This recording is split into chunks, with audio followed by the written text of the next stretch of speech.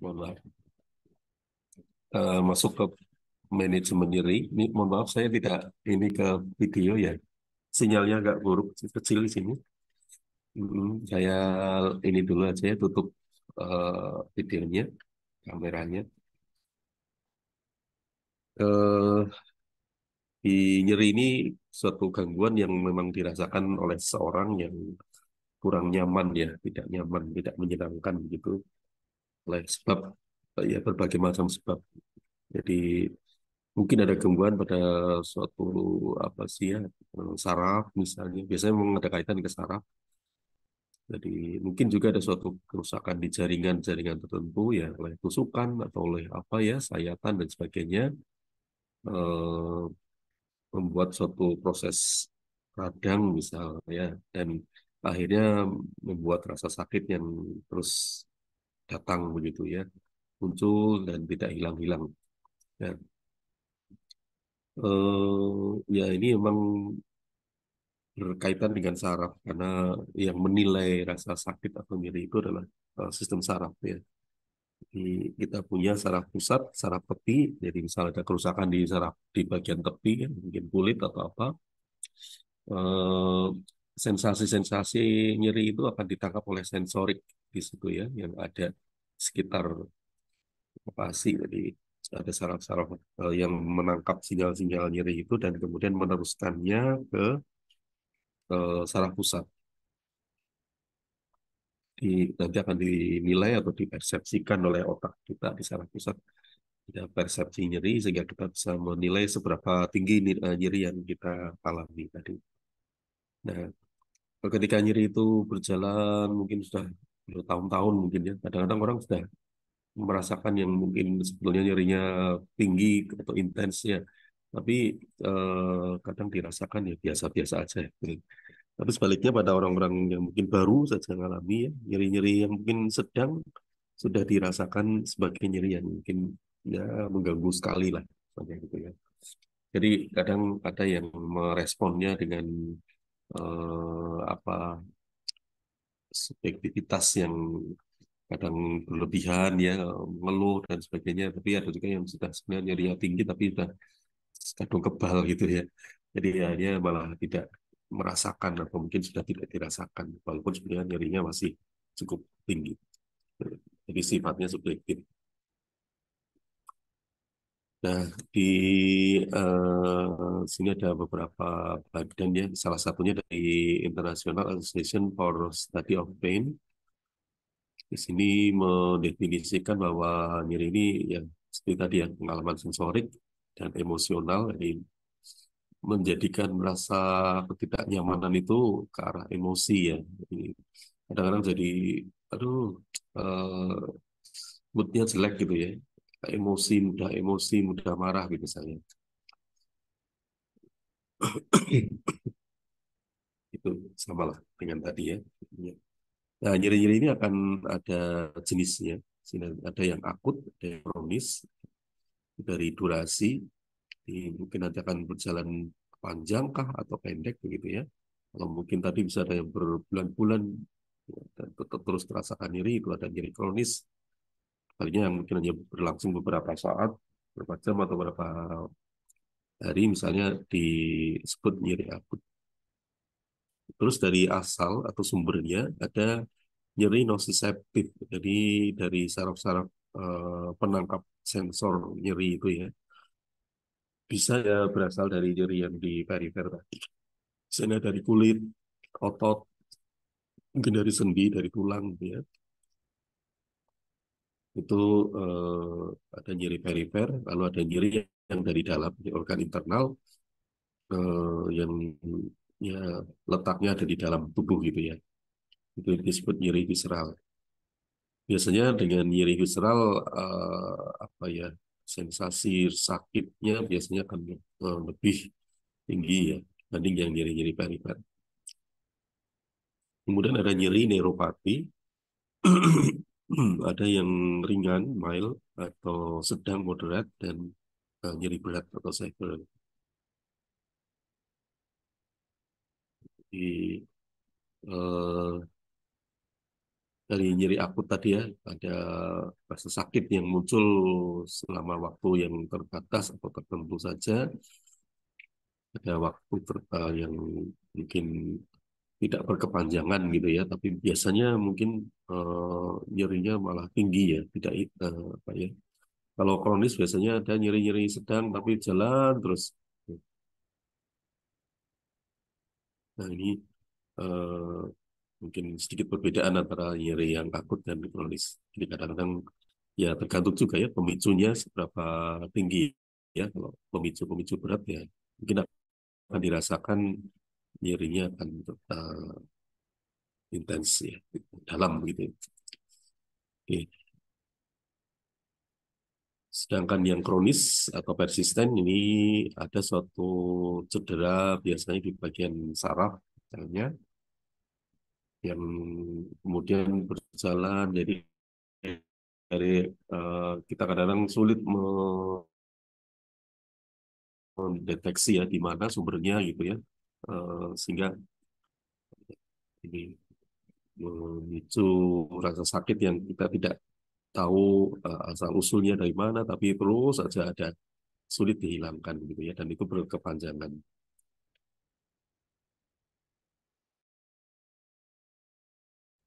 Untuk nyeri neuropati lebih prosesnya lebih lama ya bertahan lebih lama kemudian eh, itu ada proses perifer atau di mungkin di saraf pusat juga bisa dan umumnya lebih sulit diobati daripada nyeri-nyeri yang tadi ya di nyeri perifer misalnya itu dengan tapi di sini sudah ditangani tetap masih terasakan ya. Di-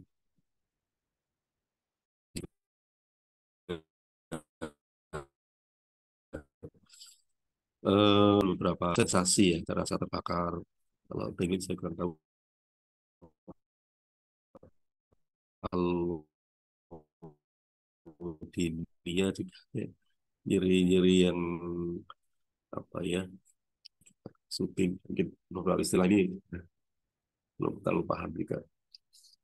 Eh, dalam menilai nyeri kadang karena subjektif tadi ya, kita bisa melihat dari raut muka seseorang. Jadi ketika mungkin dirasakan berat gitu ya, udah wajah itu sudah tidak ini lagi ya, dan menahan rasa sakit yang terus datang gitu ya. Bisa dilihat dari tingkatan-tingkatan ini ya, jadi misalnya 0 sampai 1 orang masih bisa senyum ya, mungkin belum terlalu terasa gitu. Mile juga masih eh,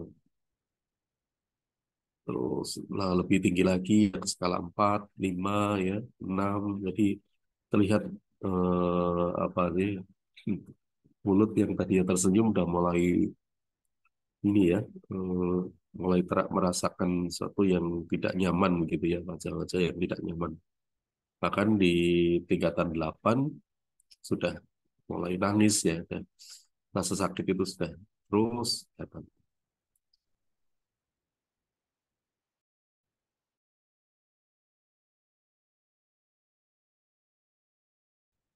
Bahkan yang lebih berat yang 10 yang ini ada yang dari 0 sampai 10 ada yang dari dikatakan no pain, mild, moderate, very severe, worse. Ya, jadi itu yang tadi levelnya ya sama lah boleh dikata ya yang worse tadi yang 10 severe pain yang tadi 8 gitu ya.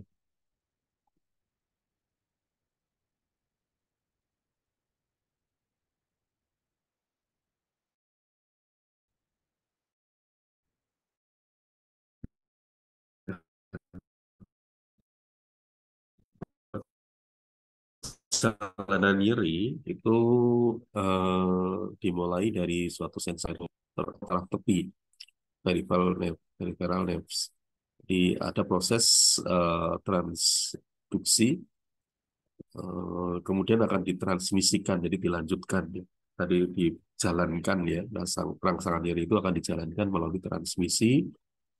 Nah, nanti terus berjalan ke saraf pusat. Saraf pusat itu ada otak dan sumsum tulang belakang ya. Tidak perlu mungkin sampai ke otak juga bisa ya. Kadang kita sudah bisa apa ya kayak refleks ya menghindari suatu stimulus nyeri lewat gerak refleks.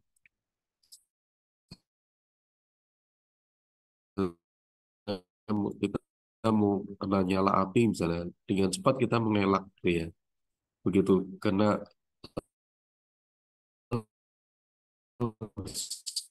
ada selomot tuh menghindar nyala. Sini segera balik refleks untuk menarik tangan misalnya ya. Jadi begitu ada stimulus gerakan cepat atau refleks yang berkaitan dengan perjalanan yang tidak sepanjang ini. Ya, kalau ini kan sampai ke sistem saraf pusat di otak. Kalau ini cukup di sumsum tulang belakang, nanti akan direspon balik dan melakukan gerakan untuk misalnya menarik diri. Nah, biasanya sampai sebelum dipersepsi kekuatan, nanti sampailah di sistem saraf pusat ya, ada mungkin yang bisa menangkap sensasi nyeri tadi ya dan mempersepsikan. Nah, dia akan memberikan persepsi nyeri tadi seberapa tinggi ya, dan kemudian dari situlah otak akan memberikan perintah untuk apa ya melakukan suatu gerakan atau tindakan atau mungkin respon ya.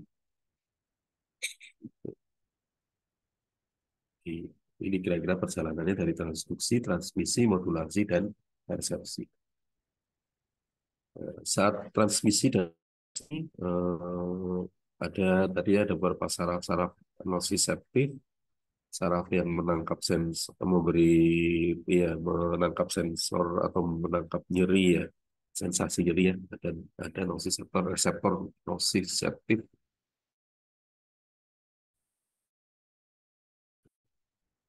atau reseptor nyeri tadi teruskan ya.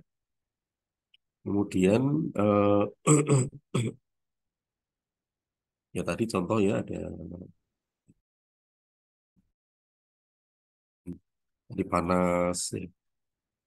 Jadi nanti ada saraf-saraf tertentu yang akan apa ya, menangkap sensor tadi dan menangkap sensasi tadi dan memberikan suatu perjalanan penerusan gitu ya.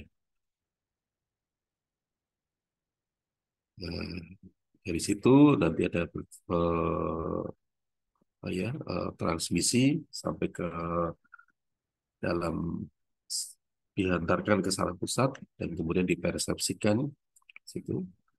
Ya selama mungkin ada apa ya sensasi biasanya disertai dengan pelepasan mediator. Ya, jadi misalnya ada tadi yang di misalnya muncul dan nanti akan ya tadi membuat suatu reaksi-reaksi di daerah-daerah yang sedang mengalami rasa sakit tadi. Ya, sampai tadi ya diantar lalu dipersepsikan seberapa tinggi ya misalnya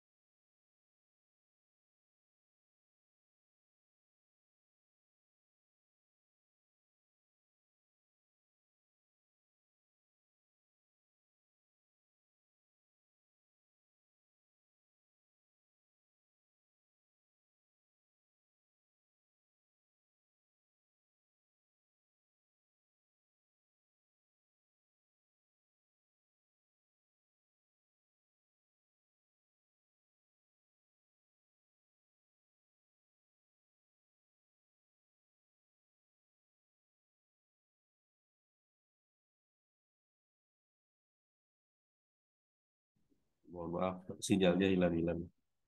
Bentar ya. Ya, baik. Kita lanjut. Jadi tadi dari stimulus-stimulus yang sudah mensensasi area saraf tepi misalnya ya, tapi akan ada penerusan dan penilaian rasa sakit tadi dan kemudian kita meresponnya. Ya, stimulus yang datang ya di bagian-bagian atau organ kita biasanya ada reseptor-reseptor yang tadi disebut nociceptor, reseptor nyeri ya.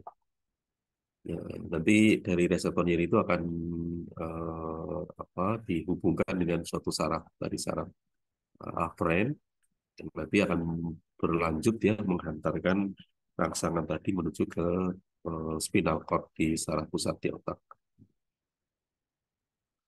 Tapi tadi biasanya akan melewati sumsum tulang belakang ya sebagai sistem saraf tadi.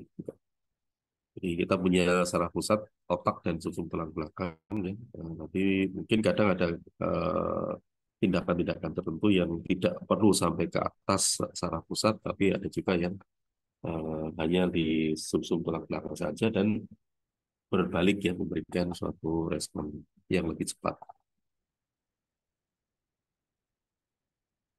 Oke, stimulus ini macam-macam dari fisik bisa mekanik ya, eh, kimiawi ya dan lain-lain lah banyak.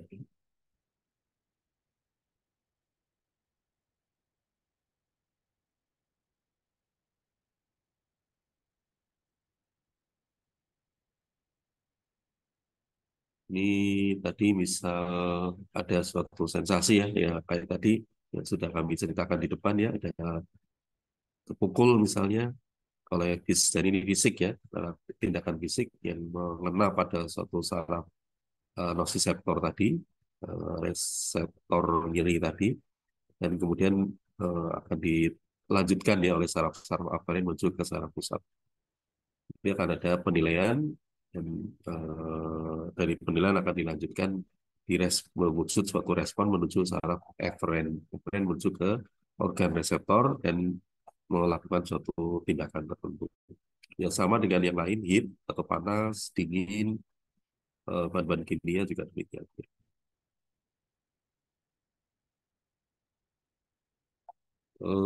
Tadi ini proses-proses yang berjalan ya, ada transduksi, transmisi, modulasi, persepsi, dan tadi ya, setelah dinilai ya akan ada perilaku yang bisa dilakukan oleh tubuh kita atau ya organ kita ya setelah adanya interpretasi. Jadi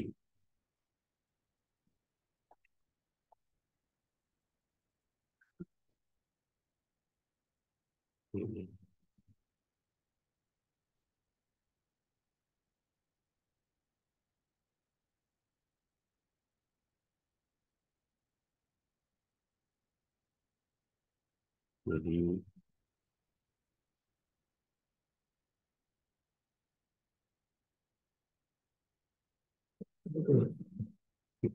sama lah ya dengan perjalanan tadi kira-kira ya.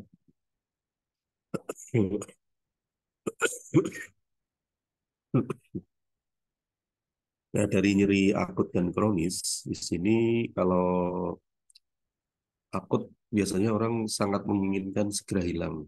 Ya, gimana caranya segera menghilangkan rasa sakit gitu ya dengan mungkin obat atau mungkin tindakan atau relaksasi atau apapun. Ya, nyeri kronis juga demikian ya. Eh, Sesuatu memang tidak tidak terasa nyaman, eh, jadi ya tetap aja ingin dihilangkan ya sama-sama ya pada nyeri yang baik akut maupun kronis, peredaan atau penghilangan nyeri sangat diharapkan seperti ini. Eh, untuk obat, kalau nyeri kronis biasanya ya karena kadang dengan tindakan-tindakan tertentu kayak relaksasi atau apa ya diapakan gitu ya, istirahat misalnya itu nggak hilang ya. Jadi kadang-kadang di nyeri kronis orang sudah ya mau nggak mau dengan obat gitu. Tapi kalau di nyeri akut biasanya dibiarkan lah nanti reda sendiri gitu ya biasanya kalau memang tidak terlalu tinggi sakitnya. Tapi kadang-kadang masih ada yang pakai obat ya tapi tidak terlalu sering ketika ada nyeri kronis. Dari psikologis biasanya tidak terlalu berdampak begitu ya. Tapi kalau yang nyeri kronis biasanya udah jadi ini ya emosi, terus apa ya, jadi lebih sensitif, lebih mudah marah gitu. Karena ada rasa-rasa tidak nyaman yang terus jalan gitu.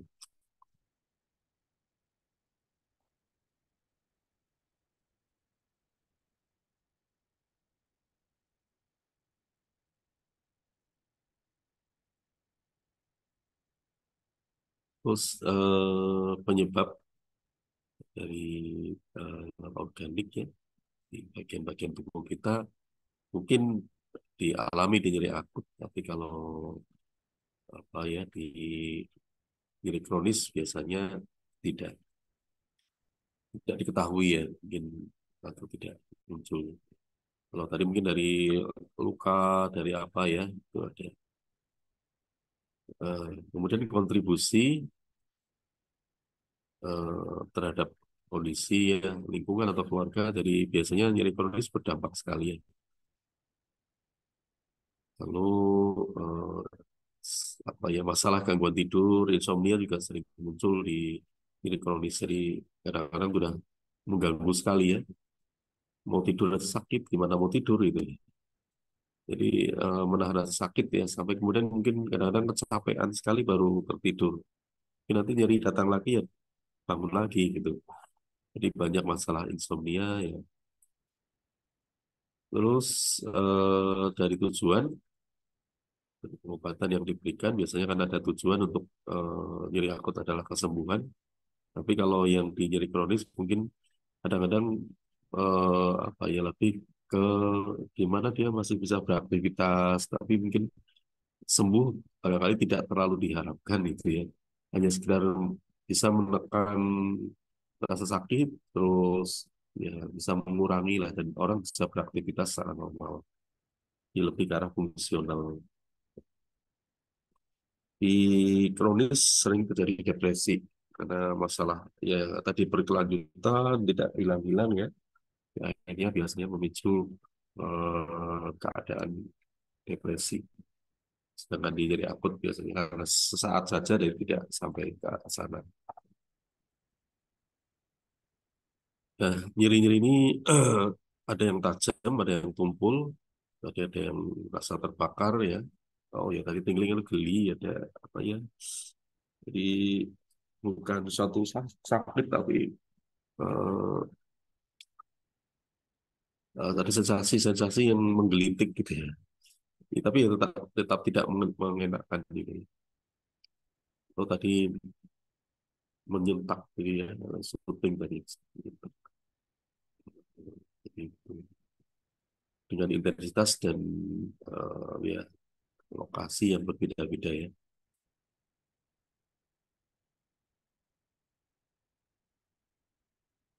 Nah, dan dari stimulus yang kadang-kadang berangkat dari stimulus yang sama, eh, timbul ini ya gejala yang kadang dari nyeri yang tajam ke arah tumpul atau sebaliknya dari tumpul ke tajam. Ya, berubah-ubah juga ya. Gejalanya biasanya tidak spesifik, kemudian nyeri akut bisa mencetuskan keadaan hipertensi, takikardi, midriasis. Lalu untuk nyeri kronis seringkali tidak ada tanda yang nyata. Iya, kita sering tidak menunjukkan gejala ya, tapi orang kadang-kadang merasakan rasa itu terus ada ya. Jadi karena mungkin sudah berkepanjangan, jadi kadang-kadang gejala-gejala itu sudah tidak terlalu tampak. Nah, ini tadi sifatnya subjektif. Jadi kadang ada yang sudah mengabaikan, tapi ada yang masih merasakan, tapi ya dengan subjektivitas masing-masing. Eh, ini ada kayak tadi ya, rasa terbakar, ditusuk, tersengat ya, misalnya ada sensasi-sensasi yang berbeda-beda begitu.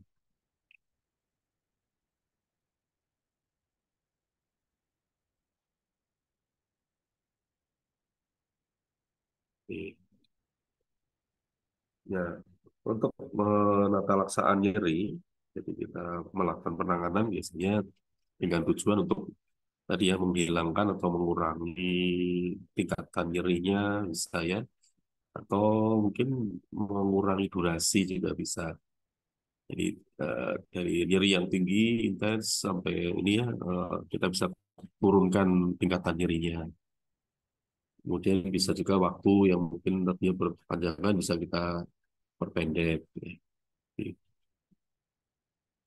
Terus yang kedua menurunkan kemungkinan berubahnya nyeri dari nyeri akut ke arah nyeri kronis. Jadi ya kadang-kadang ada penyakit-penyakit tertentu ya yang mungkin awalnya hanya berupa nyeri akut tapi terus tidak selesai ya, dan akhirnya menjadi bukan suatu bentuk ke nyeri yang kronis. Kemudian yang ketiga mengurangi rasa sakit ya, atau penderitaan dari si pasien. Lalu ketidakmampuan ya, mungkin dari nyeri yang terus dialami orang-orang tertentu juga tidak bisa melakukan aktivitas keseharian gitu ya, sehingga ya secara kualitas hidup terus kapabilitas ya, jadi yang mungkin dia bisa melakukan apa ya pekerjaan yang tadinya misalnya katakan sopir lah, tapi begitu rasa sakitnya terus datang dia juga kehilangan konsentrasi, terus nggak bisa lagi ya melakukan misalnya sebagai driver misalnya. Jadi ada ketidakmampuan yang muncul akibat nyeri yang tadi mungkin saat-saat itu sedang ada dalam tingkatan yang mungkin tinggi atau cukup tinggi. Jadi dengan melakukan pengobatan atau tindakan penanganan nyeri ini kita bisa membuat orang lebih apa ya merasakan kenyamanan, bisa beraktivitas normal misalnya ya. Yang keempat, meminimalkan reaksi yang tidak diinginkan atau intoleransi terhadap terapi nyeri. Kadang-kadang eh, ada reaksi-reaksi yang ada ya, efek samping misalnya ya. Eh, jadi kita sedang melakukan terapi nyeri, tapi pasien sudah mungkin sudah tertangani nyerinya atau berkurang nyerinya, tapi ada reaksi yang tidak diinginkan atau efek samping yang dialami oleh penderita. Ya, ya. Nah, sebisa mungkin reaksi-reaksi seperti itu bisa ditekan. Ya. Misal orang pakai analgesik gitu ya, tapi karena mungkin gangguannya lama, panjang, terus pemakaiannya juga agak panjang, terus terganggu lambung misalnya ya. Nah, itu kalau bisa gangguan di lambungnya bisa terhindar. Yang kelima, meningkatkan kualitas hidup tadi ya, dari ya tadi yang berhubungan dengan ketidakmampuan tadi ya. Jadi, akhirnya bisa lebih apa ya, bisa enjoy dengan keseharian, dengan rasa sakit yang sedang mereda, dia bisa beraktivitas normal gitu ya. Itu yang diharapkan. Ini sih, ya. Nah, terapi-terapi yang bisa diberikan ini ada terapi tanpa obat atau non farmakologi. Biasanya ada ya, relaksasi misalnya. Eh, Sekarang banyak mungkin ya di apa ya spa tertentu melakukan relaksasi ya dengan yoga, dengan apa ya itu tidak hanya untuk melatih pernafasan atau apa ya pemusatan pikiran, konsentrasi, tapi juga bisa untuk penanganan nyeri. Ketika relaksasi muncul, biasanya sistem-sistem saraf di otak kita, kayak serotonin misalnya, atau mungkin eh, gamma aminobutyric acid, GABA lepas ya, sehingga dia bisa meredam rasa sakit. Itu bisa dilakukan ya. Bahkan kadang-kadang dengan tindakan-tindakan seperti ini mengundang pelepasan morfin endogenus. Jadi kita punya kayak endorfin, enkefalin itu senyawa-senyawa yang diserupai morfin ya, yang ditiru oleh morfin. Kita punya morfin alamiah, kemudian orang menirunya dan mengisolasi dan mendapatkan morfin ya untuk ya, analgesik tadi. Di orang ya kalau menggunakan obat-obat seperti tadi kan memang ada riskan ya karena ada dampak-dampak lain yang akan dialami. Jadi eh, kita bisa melakukan upaya-upaya yang ya lebih aman ya. Jadi caranya dengan tadi upaya relaksasi tadi, jadi memunculkan senyawa-senyawa tertentu di dalam saraf kita sehingga rasa sakit bisa diredam oleh pelepasan senyawa dengan tindakan relaksasi tadi atau hipnosis. Jadi ada banyak langkah ya yang bisa distimulasi kepada tubuh kita agar kita melepas senyawa-senyawa tertentu yang mengurangi rasa sakit tanpa harus menggunakan obat-obatan. Ada kayak sengatan listrik ya, transkutan electric stimulation, TENS. Itu sama lah kira-kira tujuannya juga untuk membebaskan mediator-mediator yang berhubungan dengan tadi penekanan yang ini.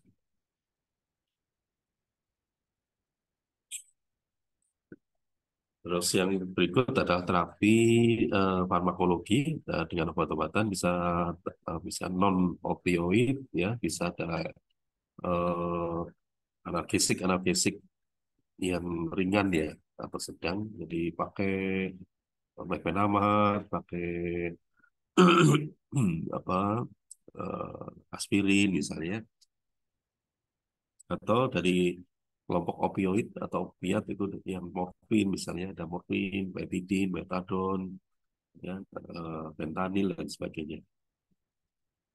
Itu ada yang kelompok-kelompok yang memang menekan rasa sakit secara sentral di kelompok opioid dan ada yang hanya sekedar menekan lewat apa ya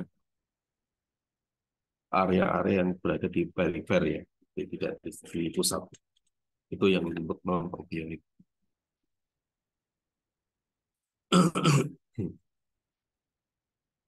Biasanya kita akan mengawali dengan obat-obat analgesik yang masih ringan dulu ya. Nanti akan ketika respon itu dirasa belum cukup, akan ditingkatkan ya, dosis sedikit demi sedikit sampai mungkin eh, sampai dosis optimal maksimal kok masih belum tertutup rasa rasa nyerinya. Nah, kita bisa memberi ya ada kombinasi misalnya. Contoh yang tahap satu dengan obat-obat antiinflamasi non-steroid atau AINS, analgesik atau analgesik antiinflamasi ya, non-steroid.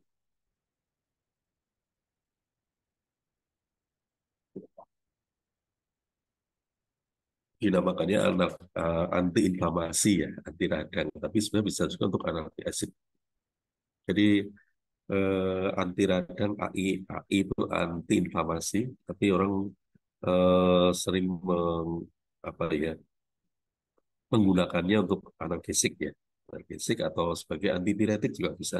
Beberapa obat di antara itu ada yang kayak parastamol, ibuprofen itu untuk demam ya, untuk penanganan eh, demam atau penurun panas. Tapi obat-obat ini juga menangani rasa sakit ya. Jadi kalau tidak ada mengalami sakit kepala atau mungkin gigi ya, ada yang menggunakan parastamol juga bisa mengatasi rasa sakit ini. Nah, itu biasanya analgesik non steroid atau NS itu non steroid, bukan steroid yang memang sebenarnya ya cukup ringan ya, ringan atau penanganan rasa nyeri yang sifatnya ringan.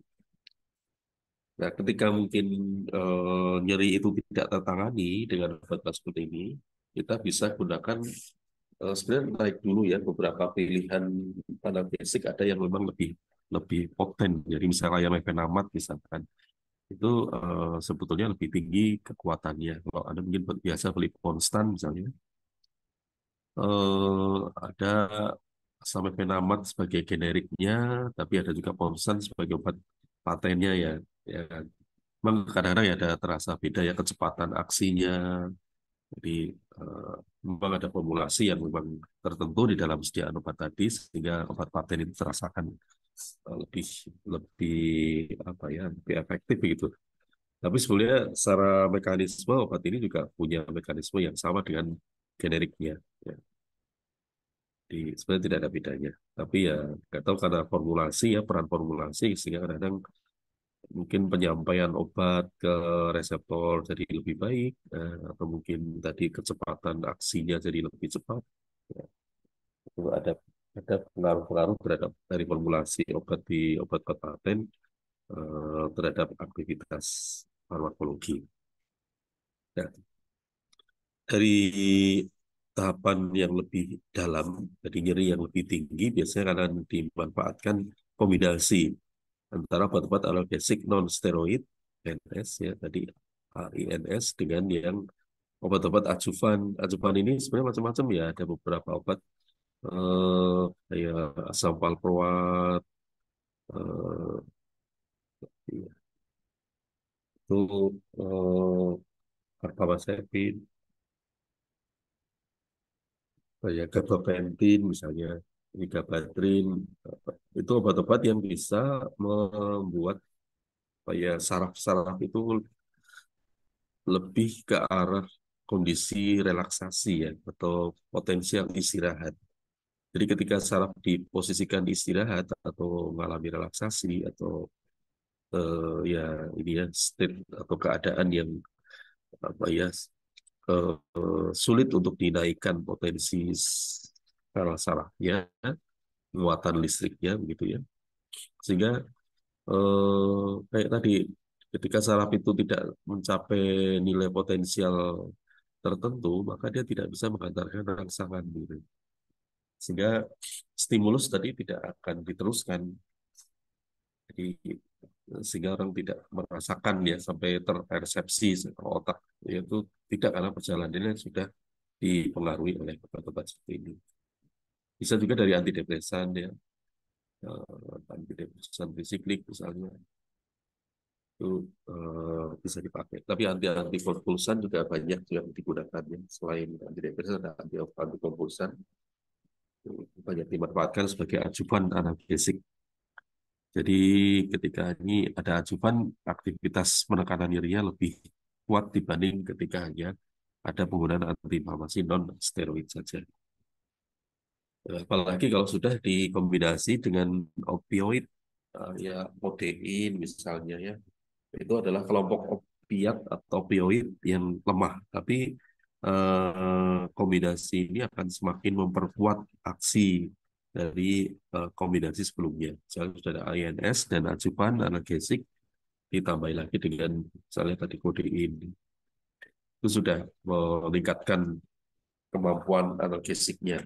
Nah, apalagi kalau nanti di tahap terakhir di 4 sudah ada tambahan menggunakan analgesik opioid yang kuat.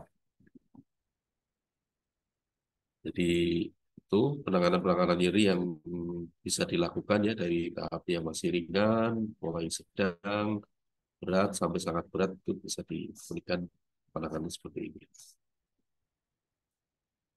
Ini contoh ajuban tadi antikonvulsan beberapa ya kayak tadi gabapentin, vigabatrin, tiagabin, phenobarbital atau mungkin dari apa namanya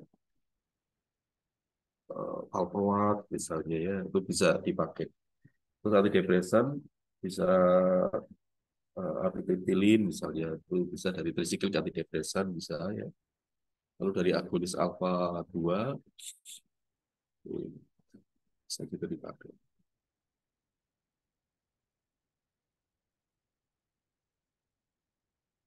Jadi tadi step-stepnya, jadi kalau nyeri tadi masih ringan ya, step 1 kita cukup INS, antiinflamasi non steroid, lalu step 2 sudah ditambahkan tadi ya, analgesik eh, apa ajuvan analgesik ya. Lalu step 3 sudah ada tadi obat-obat opiat yang ringan sampai opiat yang tadi kelas ya, kayak morfin tadi.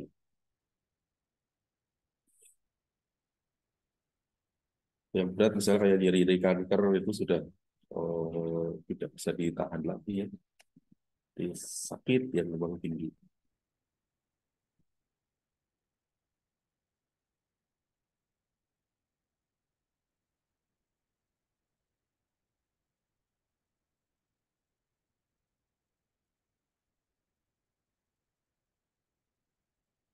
Tadi ya step-step yang mild tadi ya, bisa pakai aspirin atau astosal, paracetamol, acetaminophen ya. Jadi obat-obat antiinflamasi non steroid atau analgesik non steroid.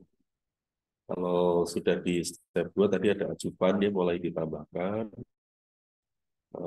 Kemudian tadi ada penggunaan opiat ya, baik dari yang ringan maupun sampai yang berat.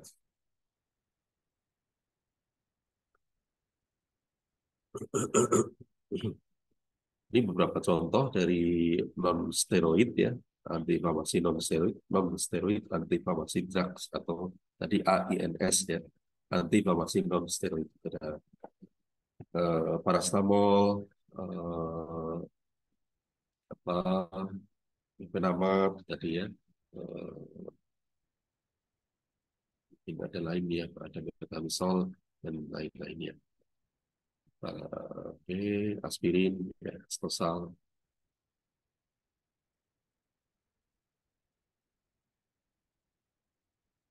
Kemudian di kelompok tadi opioid yang maaf, maksudnya ajuban dulu ya. Ajuban tadi ada antikonvulsan, antidepresan, lalu dari kelompok opioid ada yang dari ringan kodein sampai ke morfin misalnya ya.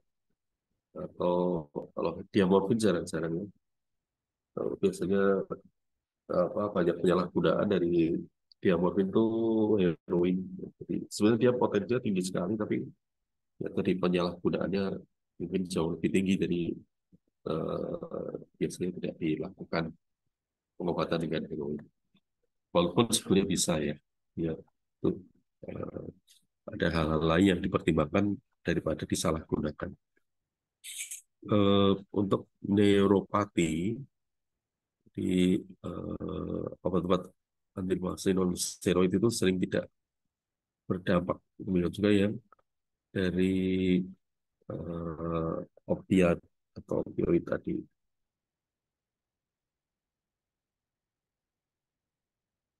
Di- Nah, untuk yang ajuvan, tadi ada beberapa obat ya, termasuk tadi ada amitriptilin, imipramid, ya, BCA, antikonvulsan tadi valproat, fenobarbital, fenobarbital bisa sebenarnya ya, kemudian GABA ya, gabapentin, vigabatrin, ya, dan lain-lain. Ya, aromacepin juga bisa juga ya. Oke. Untuk tadi ada non steroid, ada yang steroid juga. Jadi pada penggunaan gangguan-gangguan nyeri tertentu yang mungkin mengenai pada tulang misalnya ya, itu biasa ada penggunaan kortikosteroid.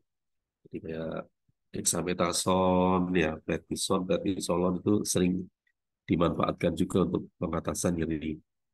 Walaupun ya ada sisi-sisi negatif yang mungkin lebih luas ya dibanding penggunaan antiinflamasi non steroid.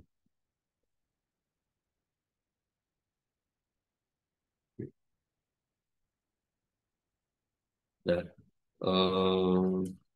ini mediator-mediator yang seringkali memicu nyeri, NMDA reseptor. Jadi ada glutamat ya, asam glutamat yang akan menstimulasi reseptor-reseptor di tubuh kita. Ada misalnya N-metil D-aspartat gitu, atau NMDA reseptor akan diduduki oleh oleh glutamat dan kemudian memicu ya tadi reaksi-reaksi yang menjalankan atau meneruskan rangsangan nyeri. Nah, kita bisa blok, kita bisa tutup. Makanya tadi ada beberapa obat dari kelompok apa ya, pemblok natrium, ya, phenytoin, carbamazepine, valproat itu bisa diberikan di sini supaya tidak terjadi rangsangan yang berkelanjutan.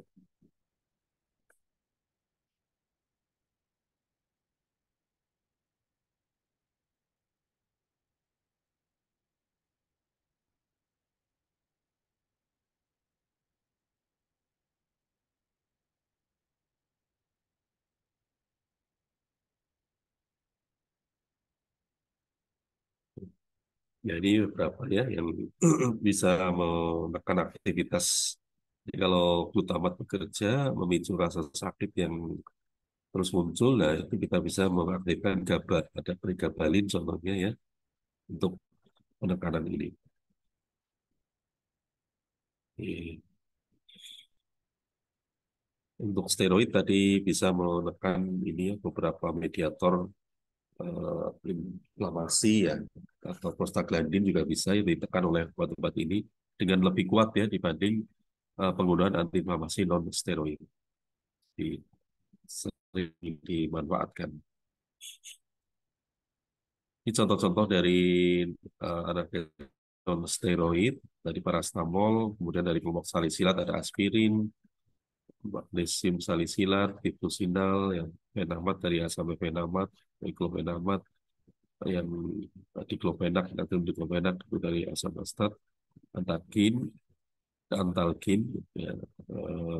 Lalu asam propionat itu ada ibuprofen, fenoprofen, eh, ini ada asam pirolisin karboksilat ya, ketorolac. Lalu ada penghambat siklooksigenase 2. Jadi di dalam sistem pemicu rangsangan nyeri ya, sampai timbul pelepasan mediator nyeri seperti prostaglandin ini datang dari proses yang distimulasi oleh ini ya, aktivitas di membran sel. Ada fosfolipid yang diaktifasi dan kemudian oleh fosfolipase A2 akan diaktifkan menjadi asam arachidonat. Nah, arachidonat inilah nanti akan menjadi cikal bakal dari pembentukan prostaglandin sebagai mediator nyeri atau radang. Dan juga dari arachidonat menjadi leukotriene. Ini semua bisa dipotong atau dihambat ya oleh obat-obat kelompok non-steroid antiinflamasi INS tadi. Nah, sebetulnya dalam proses perubahan ini ada dua jalur ya. Ada yang diaktifasi oleh siklooksigenase 1, ada yang diaktifasi oleh siklooksigenase 2. Nah, yang sebetulnya ke arah pemicu radang atau nyeri itu adalah yang dari siklooksigenase 2. Jadi obat-obat seperti tadi ini biasanya selektivitas hambatannya tidak terlalu selektif ya. Kecuali ini, kecuali yang siklooksigenase 2 selektif. Jadi ada selektif, valdecoxib itu lebih selektif untuk menekan peradangan eh, tanpa harus mengganggu siklooksigenase 1 yang sebetulnya peranannya malah untuk melindungi beberapa organ tubuh kayak lambung, ginjal, ya, dan lain-lain. Jadi eh, ada yang masih sebetulnya bermanfaat malah ya, tapi diganggu oleh obat karena dia menghambatnya secara tidak selektif di situ.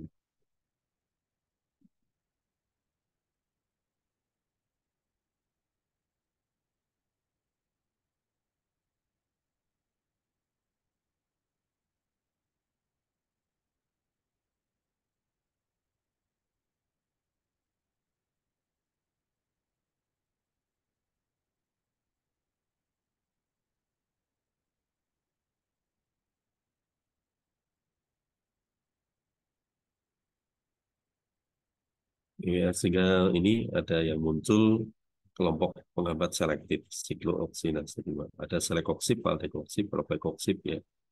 Selektif. Tapi selebihnya yang lain-lain biasanya gangguannya ya tadi ke arah gangguan-gangguan di lambung ya, mungkin perubahan tekanan darah itu seringkali dialami, eh, atau mungkin ada reaksi-reaksi pendarahan bisa juga ya, karena mereka juga bisa mengganggu pada pembentukan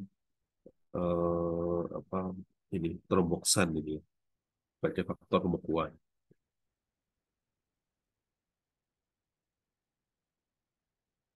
Lalu ya kalau tadi yang steroid, kortikosteroid ini sama ya, ada jalur yang sama, ada hambatan di sini dari perubahan dari fosfolipid menjadi asam arachidonat oleh ini. Jadi dia mengganggu enzim kerja enzim fosfolipase A2. Ya, di sini ditutup atau diblok oleh kortikosteroid yang tadi ada dexamethasone, eh, prednison, prednisolon.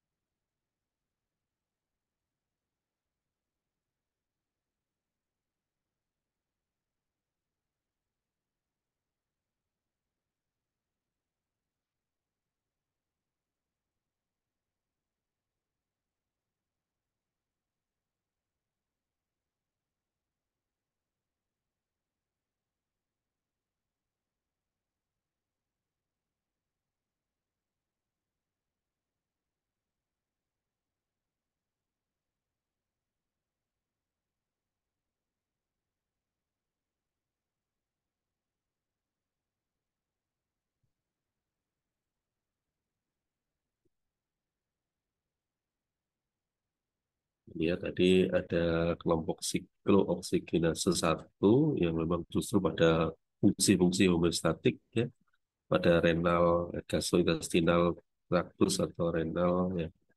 Oh, tadi perlindungan-perlindungan untuk ini ya, mukosa lambung, regulasi apa sih ya, eh, pengaturan tekanan darah di ginjal, fungsi platelet, aktivasi platelet ya.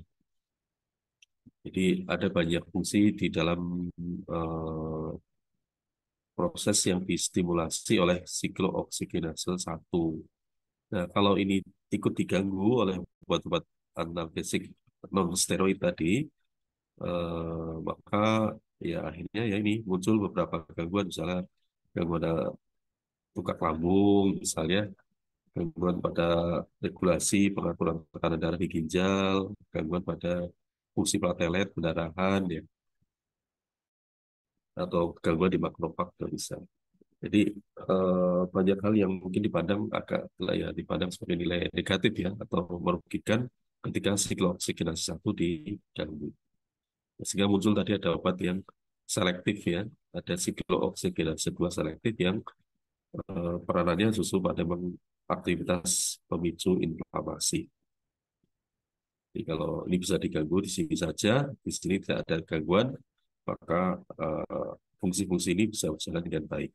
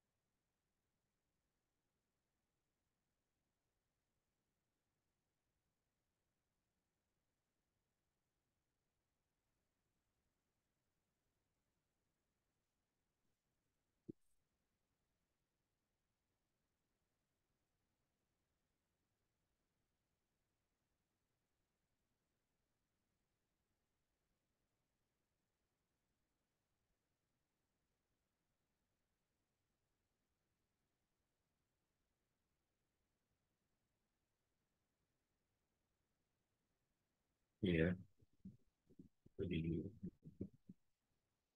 yang tadi aktivitas seperti yang selekoksib, alikoksib berada di sini. Walaupun ya masih ada efek samping ya, tetap saja obat punya efek samping. Tidak bisa lepas. Nah,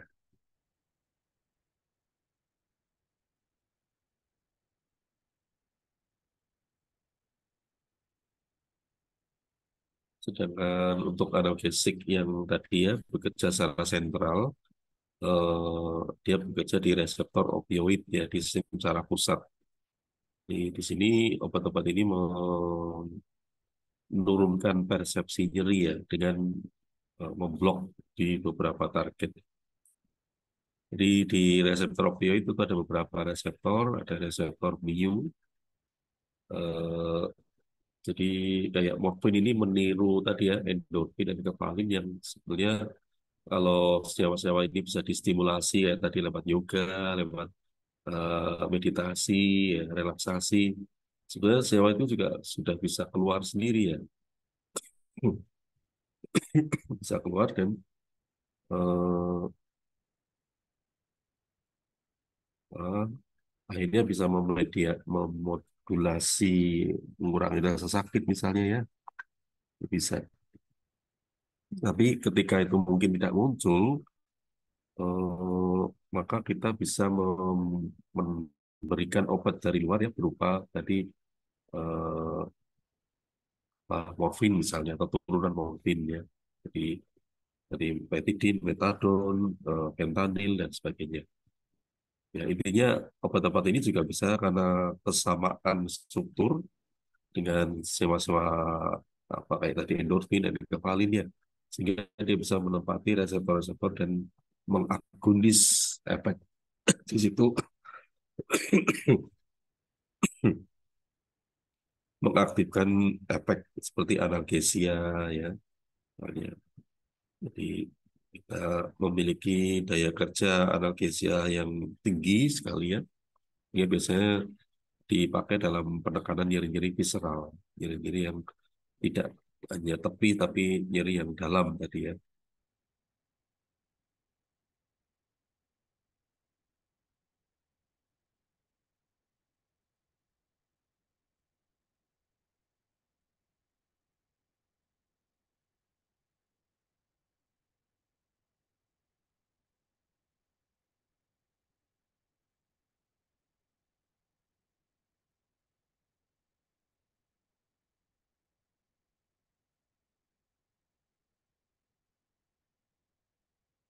Itu misal dia bisa menempati reseptor mu, nanti timbul efek analgesia yang sentral atau supraspinal. Tapi yang lain-lain juga akan muncul ya, efek-efek lain ya, ada euforia, rasa senang berlebihan, kadang-kadang depresi pernapasan, depresi respirasi ya. Ini bukan depresi ya, tapi depresi respirasi maksudnya. Depresi respirasi ya, gitu ya. Lalu sering ke arah toleransi sampai ke adiksi, toleransi, habituasi, adiksi itu atau ketergantungan ya. Itu sering. Kemudian yang lain yang mungkin bisa diduduki ada reseptor kappa, delta ya. Nah, masing-masing obat-obat antara misalnya turunan morfin dengan morfin itu berbeda-beda ya. Ada yang memang lebih selektif di mu, kurang selektif di kappa atau delta, tapi ada juga yang mungkin malah sebaliknya, lebih selektif di delta ya, dan seterusnya. Jadi berbeda-beda antara satu turunan obat di morfin dengan obat yang lainnya.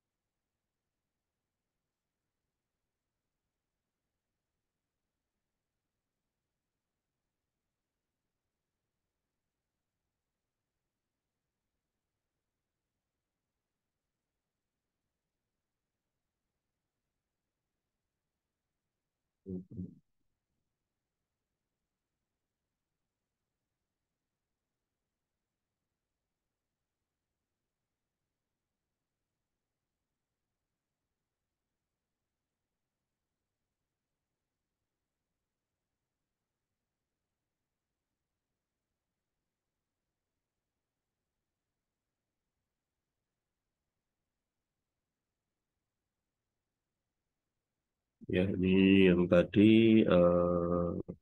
apa ya dari kerja aktif yang mungkin bisa mengena di saraf pusat ya. Kemudian ada yang mungkin hanya di daerah-daerah tepi saja. Masing-masing punya lokasi kerja yang berbeda-beda ya.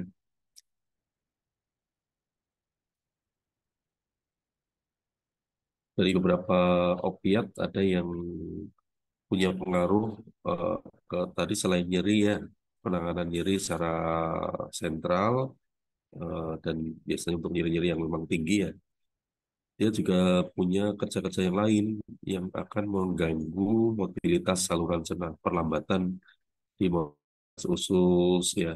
Biasanya kan ada konstipasi, sembelit misalnya. Tapi bisa dipakai untuk anti diare ya. Ketika orang diare parah, bisa saja dimanfaatkan untuk tujuan tadi. Karena dia bisa menekan peristaltik ya, yang sedang mungkin kencang-kencangnya gitu ya, dilambatkan sehingga bisa menekan kejadian diare. Terus ke ureter juga sama, bisa ada lambatan begitu. Lalu bisa untuk pengaturan di batuk ya, pusat batuk, jadi dia bisa menekan batuk sebagai antitusif. Jadi kayak kodein tadi sebagai turunan morfin, dia bisa dipakai untuk obat antitusif, anti batuk ya.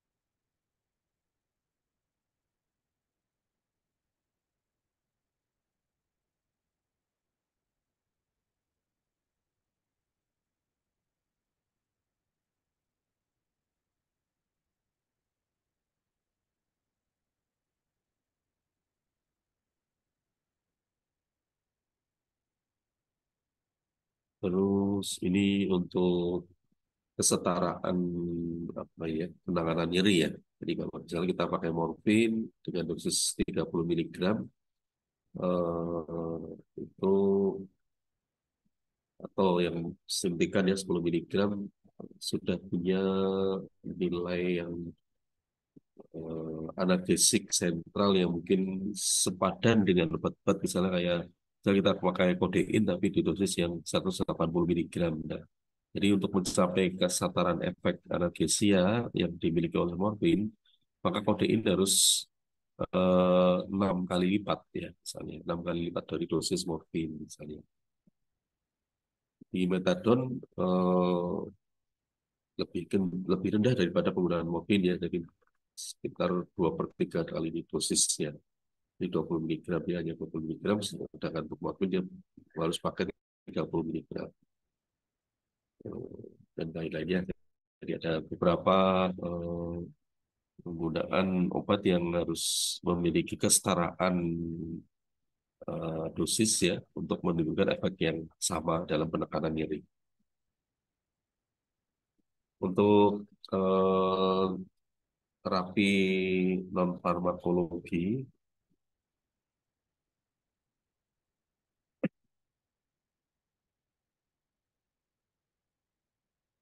ini ada apa namanya? Misalnya yang tadi ya, lewat relaksasi, hipnosis, meditasi, yoga, misalnya itu bisa lewat tindakan-tindakan itu akan menekan stressing, kemudian melepaskan mediator atau neurotransmitter tertentu ya, misalnya tadi ada GABA, ada serotonin, bahkan kadang-kadang bisa lewat tindakan tertentu bisa melepaskan endorfin dan kefalin ya, sehingga mengurangi rasa sakit.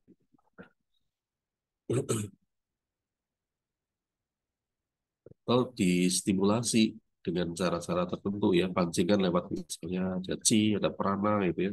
Dulu pernah mungkin ya beberapa waktu tren ada apa tindakan-tindakan yang apa ya, mengatasi rasa sakit dengan diberi penyinaran, ada yang dengan batu atau dengan apa ya, semacam. Tapi intinya ya ini, ya kayak tusuk jarum lah mungkin ya. Kalau tusuk jarum lewat tusukan jarum pada saraf-saraf tertentu, kalau ini kan menstimulasi saraf lewat listrik, ya ada TNS, ada juga yang tadi lewat cahaya tertentu. Tapi memang secara ilmiah itu bisa dijelaskan ya bahwa ketika ada paparan dari stimulasi kayak tadi jarum atau cahaya atau mungkin panas atau listrik, maka aktivitas saraf itu akan memicu pelepasan senyawa-senyawa seperti tadi. Ya, ada endorfin, ada mungkin GABA atau yang lainnya.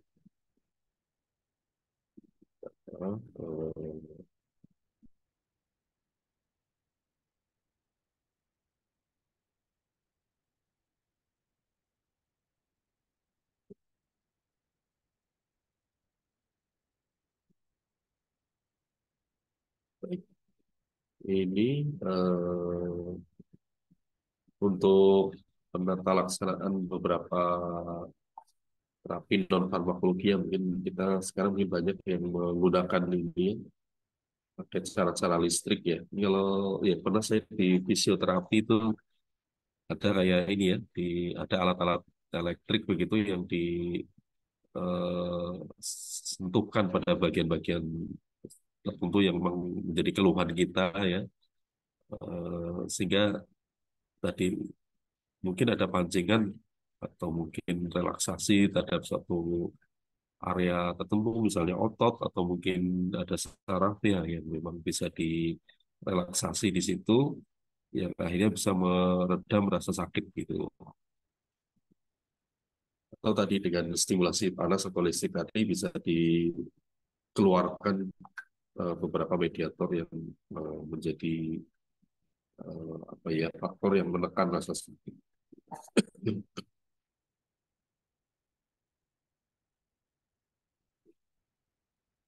Untuk ajuban, jadi misal tadi kita sudah pakai analgesik tapi masih kurang ya, akan ada menggunakan misalnya atau konstan, tapi nyeri itu masih aja. Nah, kita bisa menambahkan tadi ada misalnya ini tramin atau amitriptilin atau eh, tadi ada valproat, asam valproat misalkan ya, itu bisa diberikan mengkombinasi dan meningkatkan daya analgesianya sehingga rasa sakitnya bisa dikurangi ya. Nah, biasanya ini akan berguna untuk nyeri-nyeri yang sifatnya kronis yang merupakan nyeri neuropati. Jadi, kita kadang-kadang nggak tahu sumbernya mana ya, kita bisa manfaatkan tindakan seperti itu. Ada lagi dari anestetik lokal juga bisa ya.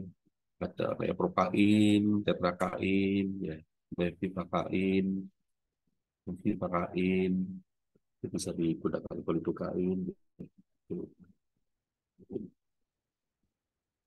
Ya, memang eh, apa ya durasi kerjanya pendek sih, tapi setidaknya bisa apa ya, mempercepat karena ini onsetnya relatif hitungan menit ya cepat, jadi bisa menekan rasa sakit yang onset atau mulai kerjanya cepat, tapi walaupun durasinya memang tidak panjang ya, hanya sekitar berapa menit atau hanya sekitar 1 atau 2 jam saja.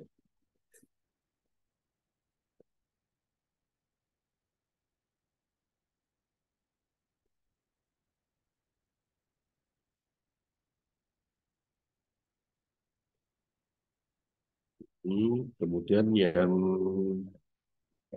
nyeri akut tadi ya, ini bisa non opiat tadi yang analgesik non steroid atau mungkin steroid juga bisa, atau opiat sendiri. Loh, bukannya ke sana, Mbak. Ini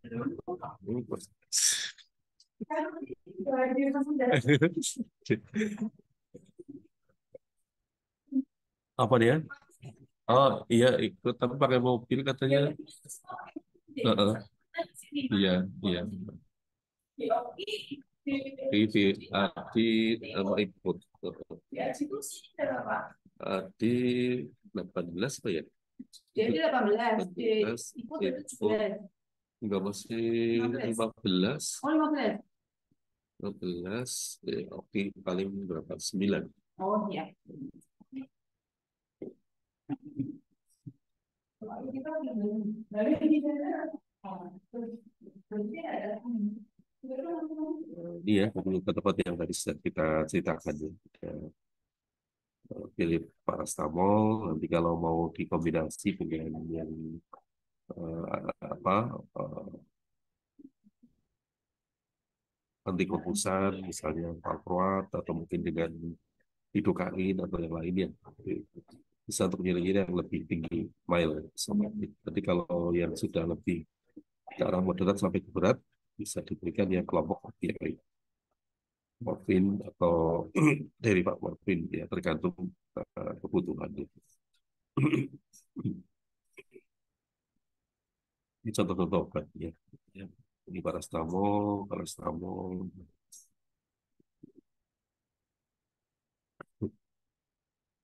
Kalau dari morfin, itu ada morfin sendiri, fentanyl, ya.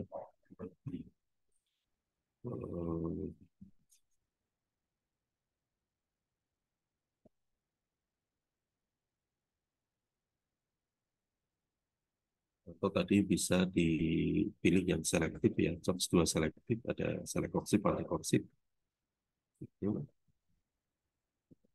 mungkin misalnya menghindari risiko-risiko pada gangguan lambung, gitu misalnya. Ya, mungkin itu. Nah, kemudian pada nyeri-nyeri tertentu yang tinggi, ada nyeri kanker, ini bisa digunakan ya tergantung tingkatan nyerinya juga ya. Kalau nyerinya tinggi ya bisa pakai turunan morfin misalnya. Tapi ketika apa ya sudah lebih, kadang orang setelah beberapa saat ada peredaan ya, mungkin tingkatan nyerinya sudah turun, ya bisa dimanfaatkan eh, apa sih, mungkin bisa masih pakai opiat tapi opiat yang lebih ringan bisa juga.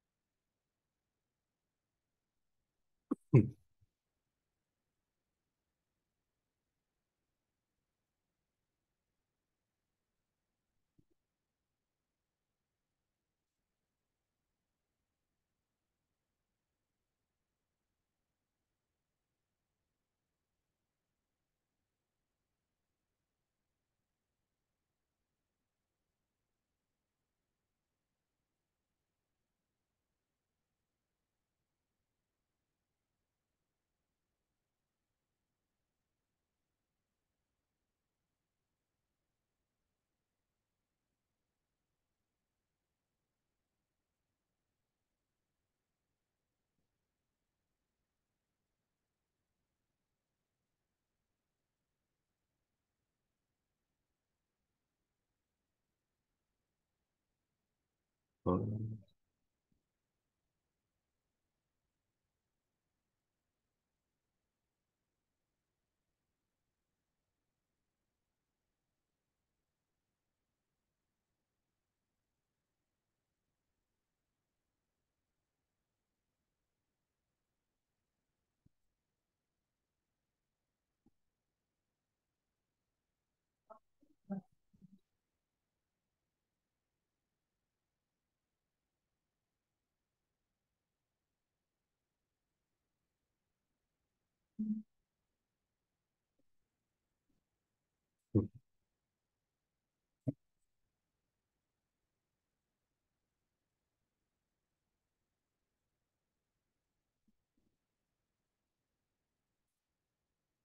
ya, ini contoh-contoh obat tadi yang non steroid. Ya, ya kebanyakan memang tadi memanfaatkan para stamol ya. Keamanannya mungkin paling bagus.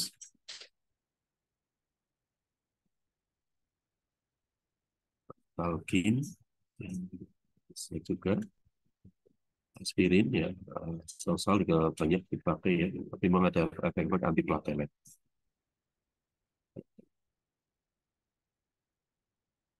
Ini nama juga ya, fisik yang banyak dipakai.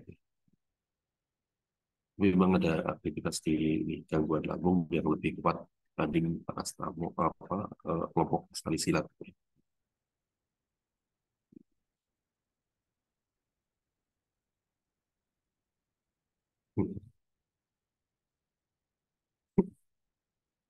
Kemudian dia opioid, ya morfin, itu morfin, kodein yang lebih ringan tadi ya. Ada agonis-agonis lain, ada metadon, lalu ada agonis, ada antagonis, ada naloxon, naloxon.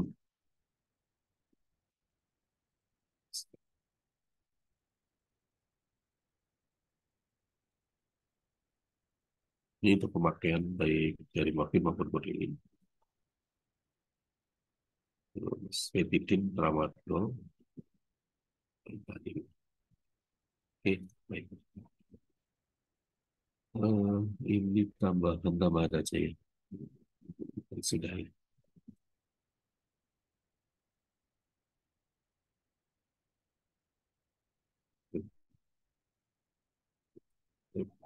Oke, mungkin itu yang bisa saya sampaikan.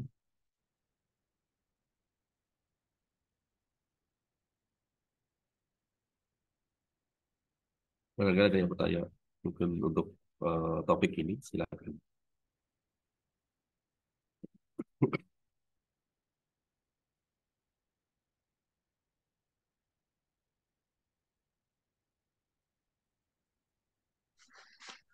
Maki, Mbak, Ya, silakan. mau tanya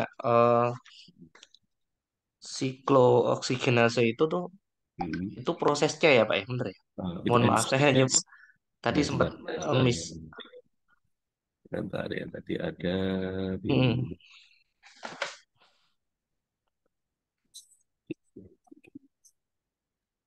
ini, ini, ini ya, iya, enzim, enzim, enzim oh itu untuk enzim. merombak, ya, merombak ini senyawa ini. Jadi berawal dari fosfolipid, lalu Hmm, dirombak fosfolipase itu juga enzim, menjadi suatu produk namanya asam arachidonat. Nanti produk hmm. ini akan lebih berubah lebih lanjut, jadi ini mediator radang atau mediator inflamasi. Terus ada ini mediator nyeri juga ya. Itu dirombak oleh siklooksidase. Nah, ini obat-obat ini yang mengganggu siklooksidase. Iya. Oke, baik. Berarti kalau untuk yang siklooksigenase satu itu nanti dia enzim eh, untuk apa itu, Pak? Yang satu. Ini, Heeh. sebetulnya dari perombakan tadi ada dua jalur gitu. Ada Hmm, jalur yang memang berhubungan dengan radang, nyeri ya, yang diperantarai oleh siklooksigenase 2. Sedangkan siklooksigenase 1 justru memberikan efek-efek di sini, ada fungsi-fungsi homeostatik di dalam tubuh, oke. pelindung, perlindungan mukosa lambung, regulasi di renal ya, fungsi platelet gitu. Jadi kalau ini diganggu, ini malah rusak. Gitu. Oke. Ya. Oke, baik, Pak. Kasih, Pak. Itu. Kalau ada yang lain, Oh iya, Pak, mohon maaf. Kan kadang kan kalau ini ya, ya. eh, kayak penggunaan asam mefenamat itu kan dokter kan kadang ngasih ranitidin gitu ya. Nah, fungsi ranitidin itu Oh apa iya, nanti iya. juga memberikan Ini, ini. apa ya, Iya, betul. aksi Karena pada ini, siklooksigenase satunya itu.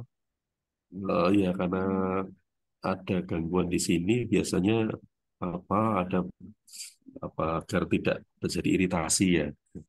Jadi Hmm, ditutup sekresi asam lambungnya gitu ya dengan ranitidin misalnya. Itu contohnya ya seringkali ada. Jadi pada orang-orang tertentu yang kadang-kadang mungkin sudah ada gangguan juga ya. Ketika oke. dia menggunakan jangka panjang, sudah ada gangguan di sini, terus diberi tambahan ranitidin. Iya, Jadi dia hanya cover untuk lambungnya, Pak, bukan iya. untuk Eh, uh, siklooksigenasenya yang satu itu nggak bekerja gitu bukan ya? bukan, jadi Oh iya, tetap jalan. Dan oke. sebetulnya mau pilih ini tadi lebih baik ini ya, yang tadi ada obat ini. Ya, ini yang shock juga selektif saja sebetulnya Hmm, ya. Toh dia tidak mengganggu di sikloksigenase 1 kan ya, sehingga tidak berpengaruh pada gangguan lambung. Yang Jadi, ini inhibitor ya Pak ya. ya, inhibitor ke penghambatan di sikloksigenase hanya di dua saja. Satu tidak dipengaruhi, yang satu dia nggak Mon pengaruh. Ya, jadi ini Oke. tetap akan aktif, perlindungan aktif, tapi dia hanya ganggu di sini saja. Itu Itu biasanya biasanya. obatnya apa aja tuh Pak yang inhibitor siklooksidinase itu kan kita kan nggak tahu tuh di Yang apotek satu ini banyak nama ya, nama diclofenac, difenamat, diclofenac, ibuprofen, ya, ketoprofen, naproxen, ketorolac itu yang non selektif. Yang tadi satu ikut ganggu ya, yang ya parastamol tidak, parastamol enggak. Tapi yang lain-lain ini mengganggu ke satu dan dua gitu. Kecuali yang ini yang itu tidak nama mengganggu. biasanya nama dagangnya apa tuh Pak? Ini nama dagang ini, Pak Itu nama Selekopsid. dagang ya? Gitu. Oke. Anunya apa namanya generiknya ya, generik. Oke, Kalau oke. mungkin nanti bisa tanya Selekopsid yang paten gitu aja. Nanti kan diberi ada Oke, namanya sip-sipnya mungkin ada ya, masih di belakang. Oksipnya masih muncul gitu. Tapi depannya bisa nama merek anunya. merek dagang. Ya, pabriknya gitu biasanya. Itu tanpa resep dokter itu ya Pak ya? Oh iya. Oke, makasih Pak. Ya, ya, ya. Oke, ada yang lain?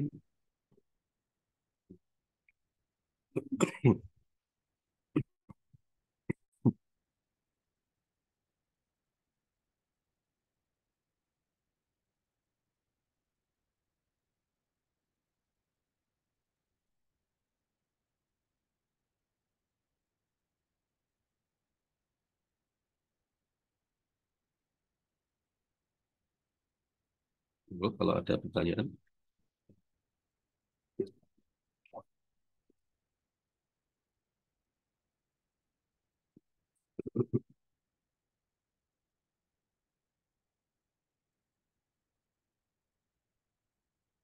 tidak, tidak ada.